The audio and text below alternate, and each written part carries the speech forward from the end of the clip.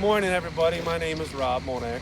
I am with Ironworkers Local 55, and I also teach at the REACH program through the Sandusky County Chamber of Commerce. And today we're going to do a virtual tour of ironwork. So as we speak, we're watching Foundation Steel, one of our union contractors. You can see their hydraulic crane. They're setting iron. So you can see as we speak, we've got some guys in a scissors lift, and they're setting the iron. They're setting their columns, and they'll tie all that iron in as the progression of the day goes on. So what is ironwork? So what we're trying to tell you all is this is the Fremont Ross High School, the brand new high school coming out of the ground, and the steel that goes into that school is set by us. So you can see you've got multiple craft on the job. They're doing a concrete pour today. So they've got a hydraulic concrete truck pumping the concrete, which are the laborers and the operators. You've got multiple craft running equipment around the job, and then you've got our craft setting the iron with the crane. When you drive by this job, you kind of think everything's all the same. You really don't know the difference on who's doing what. So that's where we come in and we explain that to you. And I've talked to some of the kids in the REACH program in the 5th grade at Bellevue Grade School about what ironwork is. So we're going to try to explain that a little bit today. So what do you need to pay attention to if you're in the 5th grade and you want to get into construction? So all these folks on this job, whether it's our craft as an iron worker or other crafts, have served an apprenticeship. So they've learned throughout this process. So they've gone to school, graduated, and came up and tested into an apprenticeship. So you have to pay attention to math. This is not a guessing game. So if you watch your iron workers here, you can see there's a beam. It's hooked onto a choker. There's a working load limit, a WLL. You have to know the weights of that piece. You have to know what the rigging capacity is for the piece that you're hooking onto it, the choker. And then the crane operator also has to know what the weight of that piece is on where to place it and where to put it. So a lot of math goes into that kind of stuff before they even put hands on it. Once your hands go onto that piece, you have to know what to do with it. So it's got to get rigged up properly. And you can see your iron workers, they've got their hands on the piece right now. They've got to talk to that crane with their hands. So they're in the blind right now. They can't see that crane operator. So somebody's transferring signals to that crane operator. Sometimes we'll use radios if we're way up in the air on a significant job and we cannot see that crane operator and talk with our hands. We'll have radios. So you're constantly communicating. There's a constant motion. What we typically do with our craft is ironwork. You can see they've got columns set. You can see they've got 1, 2, 3 columns set, and they're tying that iron in to the block. It's got to tie into something so it's just not blowing in the breeze. So what we do is we set back to the rig, as we call it. So we don't paint ourselves into a corner, so to speak. We want to set the iron back towards the crane and be efficient. You want to be efficient in your moves every time you work with a crane. So here we can see we got a little skid steer coming by. As we watch these guys, I want you to understand something, that safety is important. You're going to see that they've got body harnesses on, they've got lanyards, and they're tied off to the equipment that they're using. You got to learn how to use that equipment efficiently as well. So pay attention to what your teachers are telling you. Please pay attention. When you come into our apprenticeship, after you graduate, you have to be 18 years old, we will teach you math as well.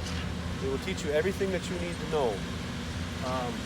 Some really important things that you're going to learn throughout your educational experience, at home, and so on and so forth, are some intangibles. What does that mean?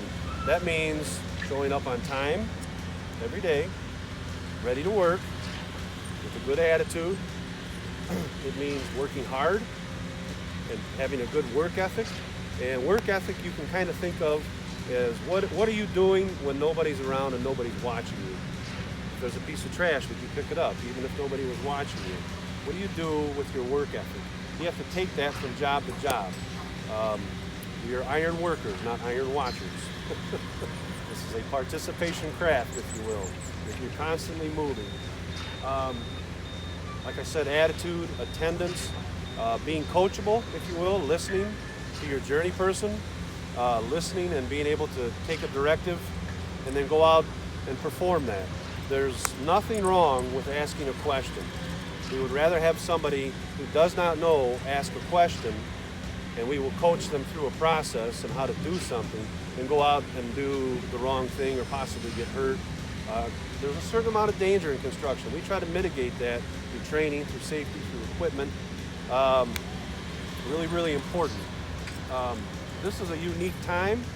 Obviously, we're in unique times with the COVID and so on and so forth, so school has kind of been put on pause. It's also a unique time because construction still has to happen. So as you see, everybody's spaced out on this job, all paying attention to what the rules are with the COVID. They're staying socially distanced, but they're still working. They're essential employees. They're still going to work. It's also a unique time because this school will be here for many, many decades. Schools are designed and built to last for many, many decades. So we're really kind of at a unique snapshot in time.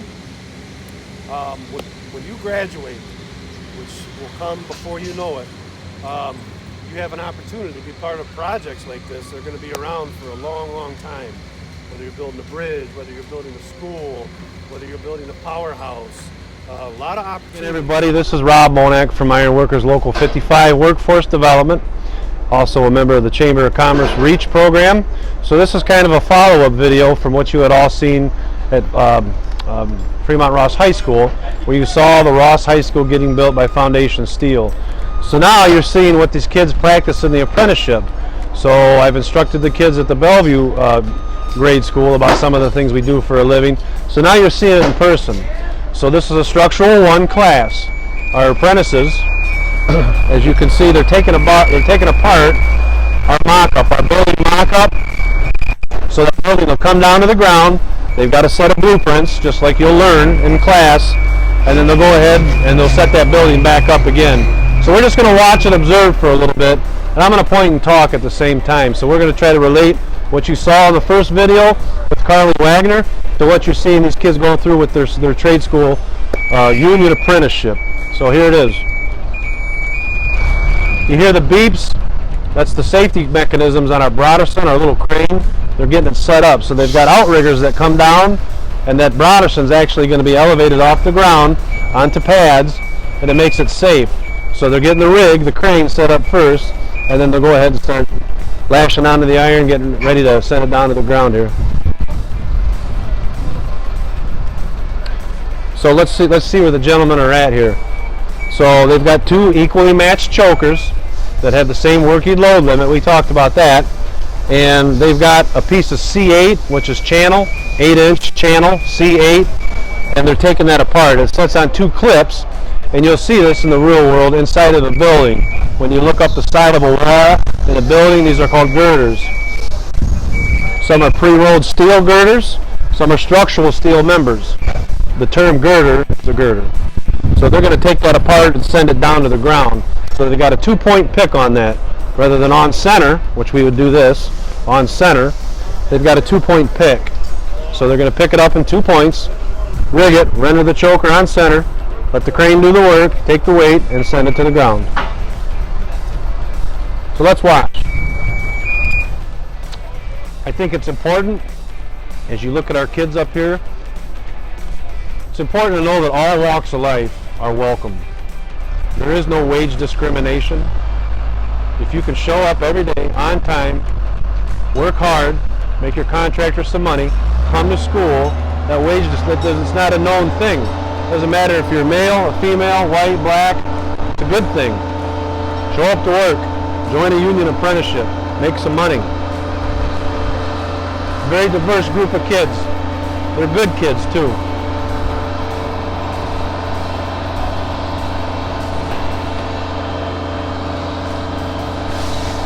So that Broderson crane, it's telescoping out.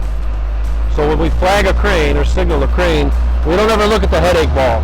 We teach these kids to look at the tip of the rig, the tip of the jib, because the headache ball moves. So you can see what he's doing with his hand. He was telling that crane to boom down. See his hand? Now he's telling it to cable down. All right, he told it to stop. Now he's telling it to cable down and stop.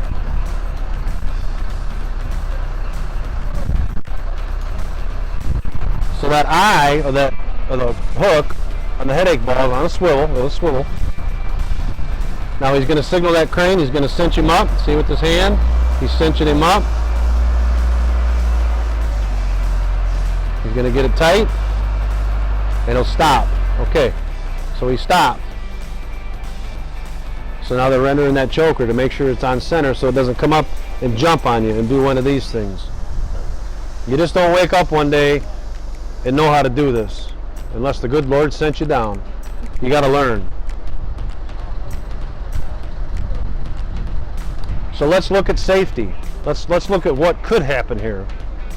If they didn't know what they were doing, if they weren't doing it properly, and if they didn't have it rigged and rendered properly, that's a pretty heavy piece. It's not that big, but it can hurt somebody. So you got somebody standing underneath that thing. They're out of the way. They're plenty out of the way. So they're tied off. You can see these apprentices are tied off. So again, like we had talked in the original video with Carly, you have to learn how to do stuff safely. But you got to do it efficiently as well. They have to learn how to use their tools. They're not surgical tools, they're ironworking tools. So he's telling the crane to boom up. That means that the jib of that crane is actually booming up like this rather than the ball going up. Okay, so he's taking the weight. So he's signaling it down. Ever so gently, you see it come off. You look closely, it came off the clips that are on the outside of that column. So now he's cabling down. He's going to send it down to the guys on the ground. And they're going to set that on dunnage. You just don't set a piece of steel into the dirt.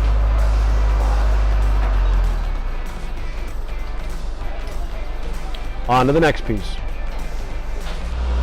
So we're going to watch them take down a column next.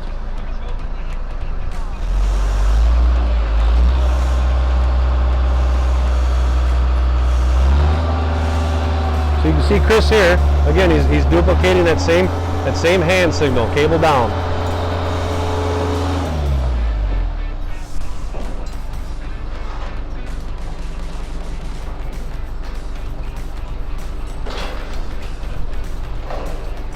See the hustle and the bustle, see the action? Everybody's got a job to do.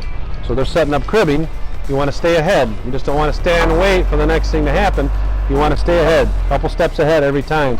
So your ground guys are working just as hard as your guys in the air. So they're setting up that cribbing. You got to have a place to land it. You got to have a place to set the iron.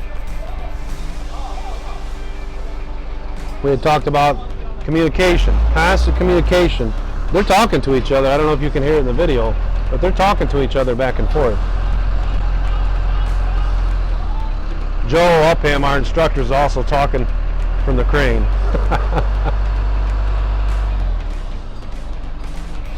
Okay, so the crane's lashed onto it. It's got the majority of the weight, the structural member still attached. So now they make it safe, so it's not going to go anywhere. Now they're going to go ahead and start taking it apart. So Chris is at a splice connection. It's called a splice connection.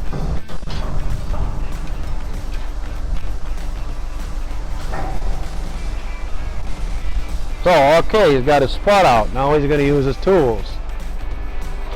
They're not just hanging off you just for looks.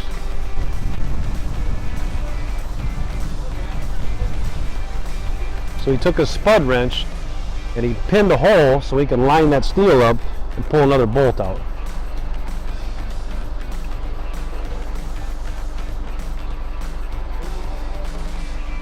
Okay, he's telling the crane to boom up again.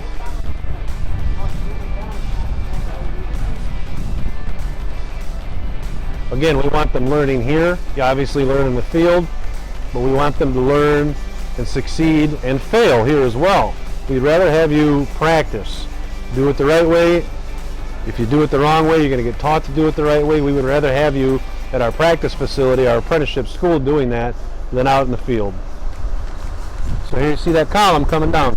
Now if you notice, they're going to stay away from the load. Don't get under a suspended load. It might look like it, but they're separated from the load.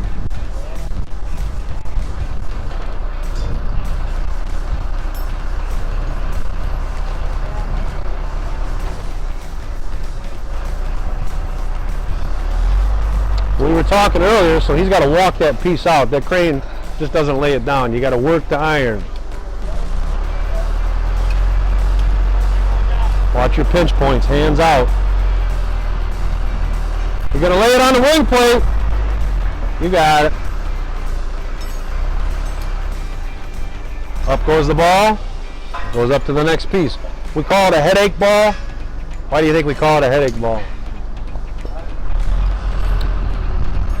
So the other fella, he's at a different type of a structural member. It's a column, it's a vertical column, but it's got a haunch on the top of it. That haunch has got a clip on both sides. You can see the pre-punched holes because it's got to receive different forms of iron. Of course, they have to know the names of the structural members and what they're working with as well.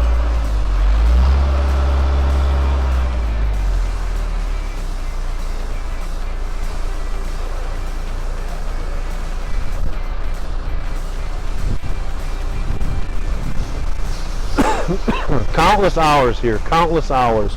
5,600 hours in the field, 865 classroom hours over 4 years. We see these kids so much. Practice, practice, practice. So he's going to help walk that choker up and use that haunch to bite the top of that iron.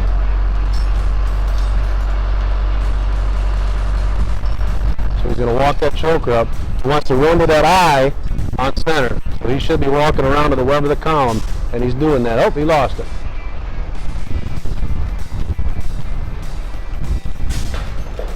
Oh, he got it.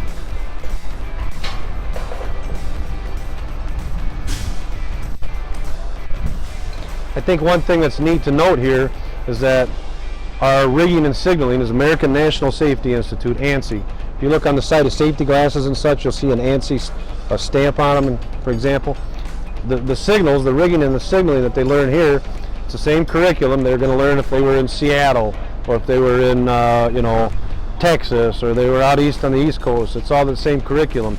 The neat thing is that the crane operators aren't iron workers. They're crane operators, but they know the same signals. You just don't get together and make that kind of stuff up. It's an established curriculum. So really important.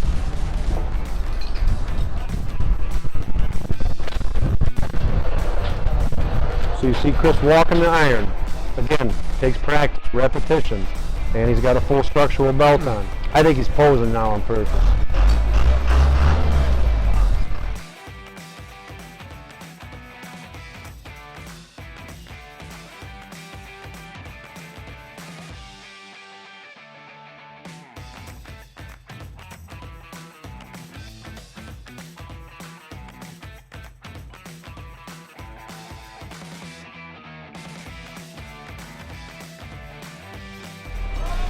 If you notice, it's a rather physical job.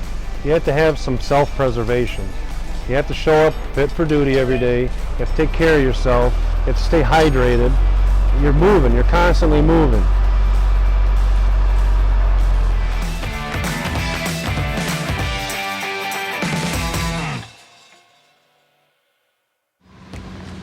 It really gave me a better outlook of how many jobs are truly out there. You know, when you're in elementary school or you're 5th grade or whatever, you don't really know what's out there. The REACH program will give you a broader aspect. There's a lot more to it than just simple jobs.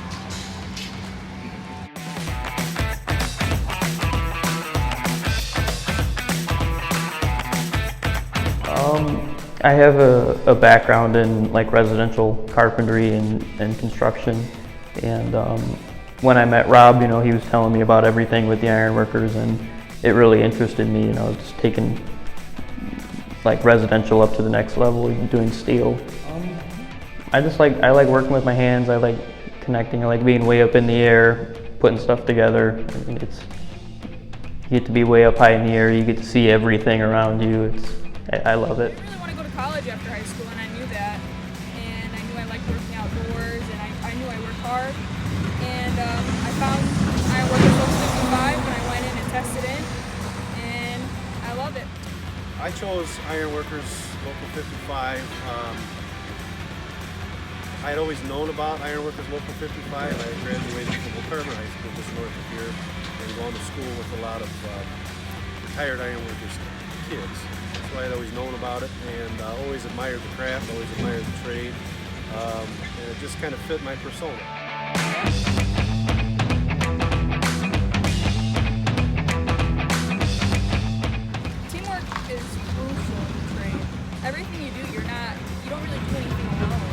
everybody, you're always with somebody. It's dangerous not to be with somebody, a partner. Sometimes you need a helping hand. Sometimes you just can't do it by yourself. You always need somebody there to help you, or just do something with you. Talk to your bosses, what you need to do, how you need to do it, when it's going to happen. We're always talking to each other about what's going on and when it's going to happen and how we're going to do it. Every day, teamwork is important every day. I mean, people are different. People all have different backgrounds, different ways they got to where they're at. But you still have to work together on a daily basis. You put all that aside, and there's a common goal, a common directive for the day. You have to be able to use teamwork and communications to get stuff done and get it done effectively and efficiently every day.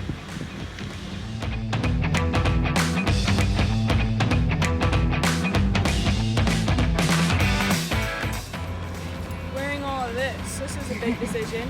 If I don't throw my belt on, I'm gonna get laid off. They're not gonna want me there no more. I need it to work. My harness, I can't go up on the iron without my harness. I mean, it could kill you. My hard hat, something falls on me and I decided I didn't want to wear my hard hat that day. You know, it's gonna hurt. If something lands on your head, it's gonna hurt. Well, let's look. Here's the basic decision. So they've got a crane attached to a boot. They got it safe, they got it in place. Here's a decision. Don't walk underneath a load. That's a decision. What if that choker was compromised and broke? So there's a decision right there. Another decision is staying away from the other trades so that they're not being interrupted with what they're doing. So you have to learn that kind of stuff throughout the course of every day.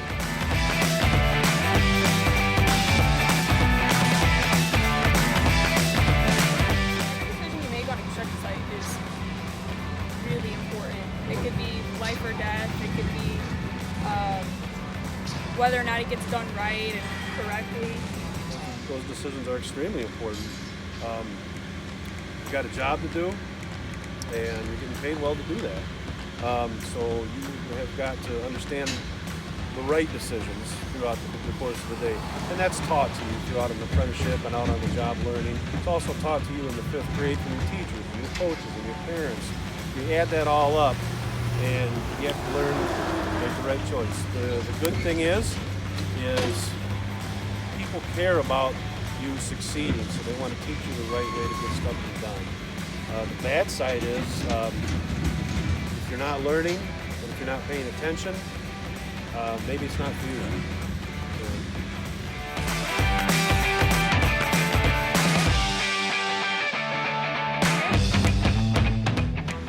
Kind of depends on the phase of the job and what technology goes with that phase. So cranes today, you can see foundation steel crane. It's a hydraulic crane, a mobile crane. That technology in itself has just completely elevated over the years. Very efficient. So just like I said, depends on the phase of the job that you're in.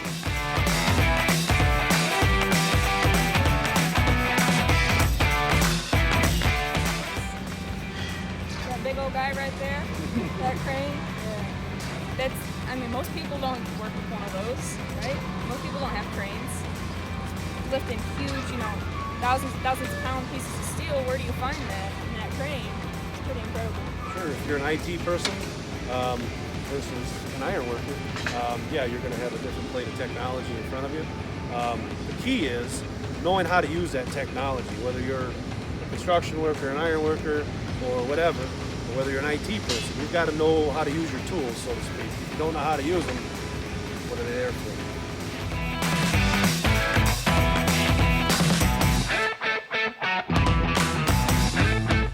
It's always important to pay attention, really, in any class in school. Another important thing to remember, too, is that I think that college isn't super important unless you really know what you want to do. Like, there's nothing wrong with going into a trade, or working with your hands every day. There's nothing wrong with that. Everything you do with drive and determination. Nobody can stop you. Whether or not people are doubting you or whether or not people are encouraging you, if you take it with drive and determination, you can do anything. Stay focused. If you have a goal, if you want to do this for a living, and it is a great living, don't give up. Don't give up. And make a decision early Don't get into something and decide, well, maybe this isn't for me. Be clear-cut with your choices. So in closing, again, I am Rob Monak from Ironworkers Local 55. We want to thank you all for coming out today and doing a virtual tour with us on this historic job. We'd like to thank the Sandusky County Chamber of Commerce and the United Way for making this possible. Step up, ask questions, be involved.